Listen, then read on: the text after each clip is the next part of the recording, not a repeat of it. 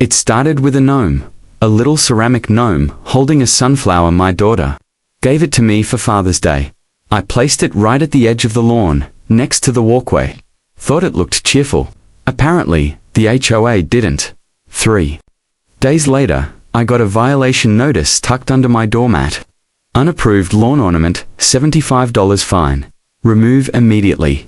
I laughed. Thought it was a joke. It WASN, single quotes. The next morning, my neighbor Debbie, the self-declared head of the aesthetics committee, was snapping photos of my yard like she was documenting a crime scene. Big sunglasses, clipboard, and all. Gave her a polite wave. She didn't wave back. Instead, another letter came. Second warning. $150 fine. Risk of lien if not corrected. That's when I realized this wasn't about a gnome. This was about control.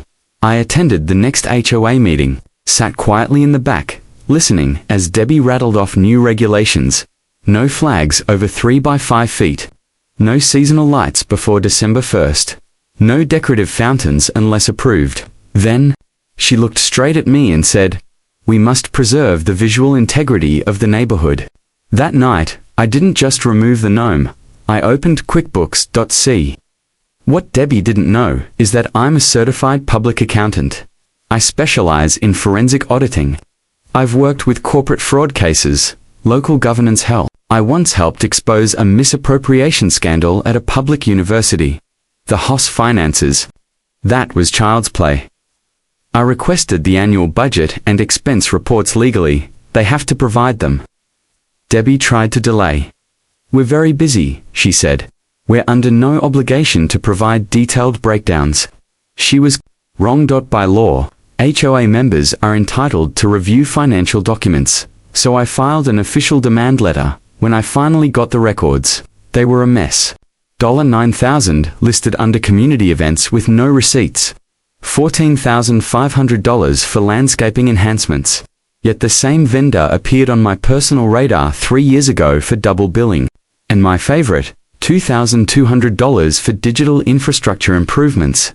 Cat Debbie's nephew, setting up a WordPress site. I compiled a 17-page report, pie charts, linotum breakdowns, highlighted discrepancies. I sent copies to every homeowner. On our street, I also CC'd the state HOA oversight office. The fallout was glorious. An emergency meeting was called. Debbie walked in with a thick binder and a fake smile. By the end of it, 3 board members had resigned. The HOA was fined for failing to adhere to financial transparency laws. Debbie? She was removed for conflict of interest. They tried to cover it with a memo. Leadership changes to better serve our community. But everybody knew what happened. The best part, the new president of the HOA, Raj, my neighbor from 2 doors, down cold and said, "Hey, we reviewed the ordinance. Turns out, lawn decor under 18 inches is perfectly legal. That gnome's welcome to stay." I didn't put the gnome back. I installed 6 more, all wearing little CPA badges. And just for fun, I added a tasteful ramp to the front walkway. When Debbie walked by, no camera, no clipboard, just tight lips and forced steps. I smiled and nodded. She didn't wave back. Some people join HOAs to build community, others join to build empires. I just dismantled one with a spreadsheet.